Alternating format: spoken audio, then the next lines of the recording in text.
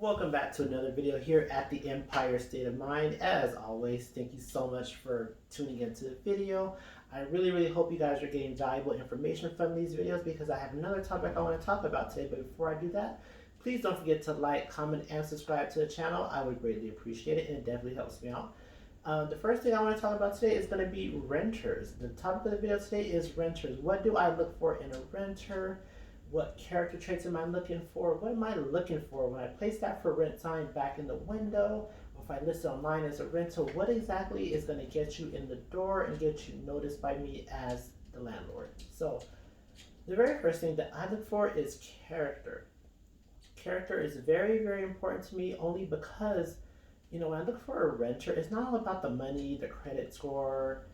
All that stuff is very important as well. But the first thing I want to know is who are you as a person?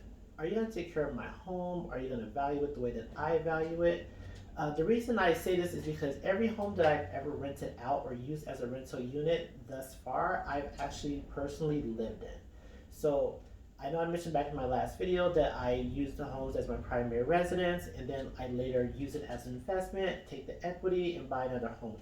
That's been my method for about 5 years now. It's how I've gotten the rentals I've gotten so far. So every house that I rented out has been personal to me because I've lived there. I put the time into it. I put the work into it. I put the upgrades into it. So if I'm going to rent it out to somebody, it's going to be somebody that appreciates it. Number one, please appreciate the house. Don't treat it as a rental. Treat it as if you're going to buy it from me later. Okay, that's what I want you to do. Treat it as if I'm going to rent to own it to you. I'm not going to, but I'm just saying, treat it like that. Character is important. Second is finances. So obviously, I don't even have to explain why finances are important. If you're a landlord or if you're an investor and finances are not important to you, I don't know what kind of investor you are. I really just don't know. But finances should be number one, but for me, I put character above it, but it's number two on my list. Finances are very important because I want to know, how are you going to pay the rent that I'm charging you? I want to know, where do you work? If you don't work, what do you do? If you don't do anything, where are you going to get the money from to pay the rent? I have 5 rentals, and I would say 4 of them that I rented out, they are occupied by W-2 employees. One of them, it is somebody that's self-employed. I don't have an issue with being self-employed. You don't have to have a job, but you do have to have a means to pay the rent, obviously. So finances are important, and I think that for me, a lot of landlords do have this, they have a hard, fast rule where you have to make twice the rent, 3 times the rent. Some people can be really aggressive and say 4 times the rent. I'm not really like that because to me, it does matter, but I want to see what else you have going on. Because if you make 3 times the rent, but you have 5 car payments because you're financing cars for your kids, your grandma, your stepdaughter who's in college, her car's under your name too, but you're responsible, you're paying for it. Making 3 times the rent doesn't matter, it's still all going out. So I want to know exactly how much you have left over after the rent's paid. What expenses do you have? What extra money do you have coming in? Child support. I want to know all that because I want to know what is the probability that you're going to pay the rent on time. All of my rentals at the moment have a mortgage on them. So that means if you don't pay me the mortgage, I have to make it. And I don't have the funds to make all the mortgages if none of you guys pay. So with that being said, I need people who are going to pay. Luckily, none of my renters right now are taking advantage of that moratorium that we had in California. I've been very fortunate to not have to deal with that because otherwise I would have to make these mortgage payments by myself. And that has not been the case, and I do hope that going forward that's also not the case. I've had very good renters, and I think it's because of the requirements that I do have. Although they're not super stringent requirements, I do feel like I've done a great job at vetting the renters that I have and the tenants that I have. So I think that plays into why I have not had some of the issues that a lot of investors are currently having. It's been very difficult for a lot of investors who have lots of properties, but they have tenants who are taking advantage of the moratorium.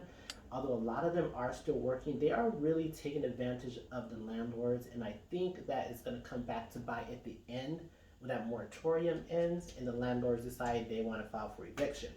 A lot of them are definitely going to do that, and I can tell you that they're very serious about that. Credit.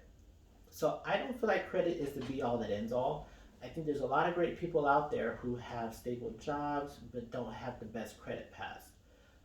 That is the case with a lot of people that they moved to California for a new job. It's paying them so much money than they were making back in Iowa or back in Texas. That it's like a tech job. I do have a web developer running one of my places who didn't have the best credit, but he did have a really really great job offer that he took advantage of in California that was paying him double what he was making back in Texas. That will allow him to pay the rent. He didn't have a totally trash credit pass, but he did have a very colorful credit pass. I will say that. But that is the case with a lot of people. Finances aren't really taught in back in high school the way I think they should be taught. So a lot of people do not value their credit in the beginning stages of it. They take out credit cards and don't pay them back. In college, they have so much student loan debt that they don't even think about paying it back because it's just really daunting for them. So they just let it go into forbearance, and they just never ever pay, and it damages their credit a lot. But I'm able to look past it a little bit if they do have a stable job, or at least a job offer if they're new to the state or new to SoCal. And I'm looking to look at that, and if they have an amazing character, they have an amazing personality, and I feel like they're really going to value the place that I'm renting out to them. Yes, I can look past the credit requirement. I don't have a score that I look for. It's just I'm just looking for patterns. You know what I mean? Like, do you rent a place and then 2 months later you go to another place because it's $50 cheaper, so you leave my house and go to another house? If you're that kind of person, I really don't want to deal with you because I don't want to have to deal with the vacancy. Vacancies are very, very hard to fill. 2 months down the line when you've trashed my home and I now have to fix it up to rent it again. Now I'm down a month because I'm trying to change the carpet, I'm trying to paint the walls again. It's just a hassle. So credit's not the be all it ends all, but your character, that comes back into play when it comes to your credit. Because if you have not so good credit, but you have the finances and you do have the good intentions, then I may just rent it to you. Purpose is also very important to me. Why are you renting my home? That's a very strong question. It's a very question you have to ask. Like, why are you leaving the home that you're currently in? Do you want more bedrooms? Do you want a yard? Because all of my homes are single family. Do you want a yard now? Do you not want to live in an apartment? I don't usually ask what would your past landlord have to say about you or how you left your home. Every once in a while, if I feel like I need to ask a question, I will ask it. But I just feel like if they're a really bad tenant, the landlord probably just wants them out, so they'll probably say anything to get them off of their hands and onto you. So you kind of have to think about the person you're asking. It's kind of like asking the previous employer what they thought about you. If you're quitting, then they probably don't have nice things to say about you, but they just might want to get you off their hands. They might say anything to get you off their hands. So why are you renting my house? How many bedrooms were you looking for? Why is this house a good fit for you? Is it the area that you like? Are you trying to be in this school district or something? Like, why is it that you want to rent this house? Because I think that's a good question because it kind of gives you an insight to their intentions. So it's a very good question to ask. If you have to ask follow-up questions, feel free to do so. It's your house. You know what I mean? So if you're going to rent your house out to somebody, you have the right to ask, don't get too personal. Like, you know what too personal is. If you don't want somebody asking you that question, it's probably not a good question to ask. Just put it that way. So I'll leave that there. Longevity. Longevity is important as well. How long do you plan on staying in my home? I'm the kind of person where I don't like to. All of my leases are 12-month leases, but I do like to have a renter that plans on living there past that. So if it's somebody that says, hey, I have a kid and I want them to be in a certain school district and I can't afford to buy a home because prices are insane in California, but I do want to rent one in this area because they're starting high school and I really want them in this certain high school. To me, that's it's a red flag in a good way, because to me, I'm thinking, okay, if you have a freshman and you want them in the school district, that means you're probably going to want to live here for the next 4 years possibly. So I would probably want to rent to you because I feel like I can have you in there for 4 years with no issues, especially if you really like the home and, for whatever reason you don't want to buy.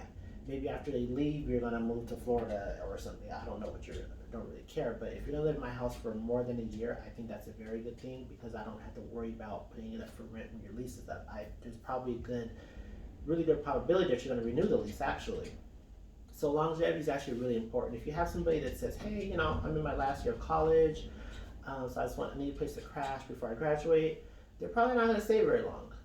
If you have maybe like a condo or something and you're renting to somebody and it's like a 2-bedroom, they already have a kid, they're trying to get pregnant again, or they're pregnant already, they're probably not going to stay very, very long because they may want a bigger space after they have another baby. So you just want to look at things like that and just to kind of weigh out your options. Like if you have somebody else who may stay longer, you may want to go with them, or if you have somebody with maybe like a more stable job, you may want to take that option, but it's really up to you. But these are just the things that I look for. And just to kind of recap it again, character, finances, credit, purpose, and longevity. There's a lot more that goes into that list, but these are just kind of my top 5 baseline questions that I would ask, maybe even before I meet the person. Maybe it's just something that I would talk to them over the phone about before I even show them the property. Because you don't want to waste your time bringing 10 people into your home, especially during a pandemic. You definitely, I think during this pandemic, if we're looking at rent right now, I would definitely be a little bit more, I would vet them a little bit more, because you want to kind of ask some of this stuff before they even see the property, because you don't want to bring everybody in, and risk, your health, just trying to show a home to somebody who may not even be a good fit, and you probably would have known that had you asked some questions before you ever met them in person. So definitely create your own list. If you're an investor and you're trying to rent your property out, create your own list before you even meet these people, and just kind of see what they're about before you rent your house out. And if you have any questions, I definitely got more questions you can ask if you need that. Again, as always, like, comment, and subscribe. Go in the comments. Let me know, as a landlord, if you're an investor, you have a rental property, what did you look for? How did you find the best person, the best renter? How do you weed out the people that are probably not going to be good renters? Let me know down in the comments what you think. Like, comment, and subscribe, and I will see you guys in the next one.